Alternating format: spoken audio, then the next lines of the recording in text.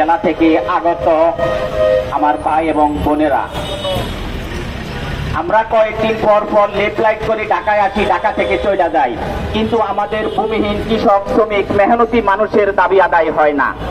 বাংলাদেশের সংবিধানের 7-1 বলা আছে রাষ্ট্রের মালিক জনগণ। আমরা মনে করতেছি এটা হচ্ছে একটা ধোঁকাবাজি কথা। আসলে রাষ্ট্রের মালিক জনগণ নয়, রাষ্ট্রের মালিক হলো যারা ক্ষমতায় আসে, তারাই রাষ্ট্রের মালিক, আর আমরা জনগণ হলাম ভাড়াটিয়া। সেই জন্যই আমরা কয়েকদিন পর পর আমাদের দাবি দাওয়া নিয়ে সেই টেকনাফ থেকে, তেঁতুলিয়া থেকে ঢাকায় আসি, কিন্তু এই রাষ্ট্রে যারা দায়িত্বে আছে তারা আমাদের দাবি দাওয়াগুলো মেনে নেয় না। সংগ্রামী বন্ধুগণ, আপনারা জানেন বাংলাদেশের যে পরিসংখ্যান ব্যুরো আছে, সেই পরিসংখ্যান ব্যুরো কয়েকদিন আগেই একটা পরিসংখ্যান দিয়েছেন যে বাংলাদেশের 6% মানুষ হলো ধনিক শ্রেণীর মানুষ, আর 28% মানুষ হলো মধ্যবিত্ত, আর 66% মানুষ হলো নিম্নবিত্ত মানুষ। কিন্তু আমরা দেখেছি যে এই যুগ যুগ করে বাংলাদেশের সেই 6% লোকেরাই তারা এমপি হয়, মন্ত্রী হয়, চেয়ারম্যান হয়, তারা এই দেশটা শাসন করে, দেশটা লুটে ফুটে খায়। আর যে 28% মধ্যবিত্ত, এরাই সবচেয়ে বড় হারামজাদা। এরা এই 6%-এর দালালি করে আমাদের 66% মানুষকে অধিকার বঞ্চিত করে। তাই আমাদের এই 66% মানুষ যদি আমরা ঐক্যবদ্ধ হই, তাহলে বাংলাদেশের কোনো শক্তি নাই আমাদেরকে অধিকার বঞ্চিত করবে। তাই আমাদেরকে আমাদের ন্যায্য যৌক্তিক দাবি আদায় করতে হলে আমাদের এই 66% মেহনতি মানুষকে ঐক্যবদ্ধ হতে হবে। সংগ্রামী বন্ধুগণ, আপনারা জানেন যে আমরা বাংলাদেশের প্রত্যেকটা পরিবারের 60 জন মানুষ, কর্মক্ষম মানুষ, রাষ্ট্র দ্বারা নির্যাতিত হয়, নিপীড়িত হয়। সেই 60 জন মানুষকে, এক হলো আমার বাবা কৃষক, সে তার কষ্টার্জিত অর্থ, কষ্টার্জিত উৎপাদিত পণ্য ন্যায্য মূল্যে বিক্রি করতে পারে না সেই সিন্ডিকেটের কারণে, কিন্তু সে ন্যায্য মূল্যে সার কীটনাশক পায় না। আমার বাবা সেই রাষ্ট্র কর্তৃক নির্যাতিত, নিপীড়িত হচ্ছে। আমার বোন গার্মেন্টসে চাকরি করে, সে কিন্তু তার ন্যায্য মজুরি পায় না। আমার আরেক বোন দেশের টাকা সচল রাখার জন্য বিদেশে যায়, সেখানেও তারা নির্যাতিত, নিপীড়িত হয়।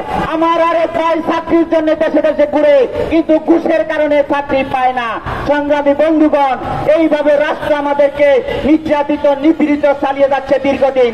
আমরা 66% মানুষ ঐক্যবদ্ধ হলে কেউই আমাদেরকে দাবিয়ে রাখতে পারবে না। সংগ্রামী বন্ধুগণ, আমরা মনে করেছিলাম যে দলীয় সরকারগুলাই শুধু আমাদেরকে নির্যাতন, নিপীড়ন করে, অধিকার বঞ্চিত করে।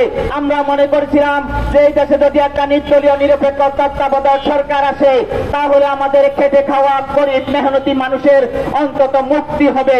কিন্তু দুর্ভাগ্যের বিষয়, বাংলাদেশে যিনি শান্তিতে নোবেল পুরস্কার পেয়েছেন, তিনি এখন বাংলাদেশের রাষ্ট্রের প্রধান, কিন্তু গত 11 মাস যাবৎ বাংলাদেশের কোন জায়গায় শান্তি আছে কিনা আপনারাই বলেন।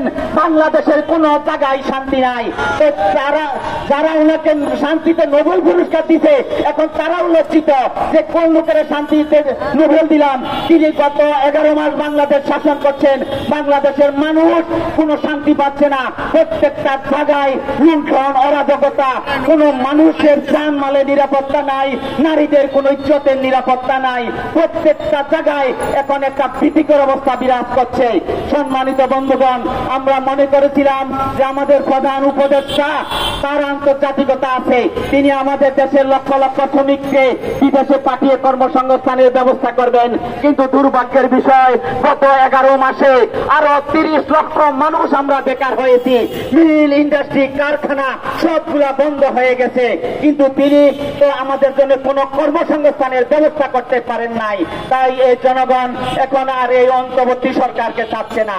জনগণ চাচ্ছে যে এই দেশে একটা যেন নির্বাচিত সরকার হয়, অন্তর্নির্বাচিত সরকার, অন্তত এই লুটেরা সরকার থেকে অন্তত কিছুটা হলো তাদের দায়বদ্ধতা থাকে।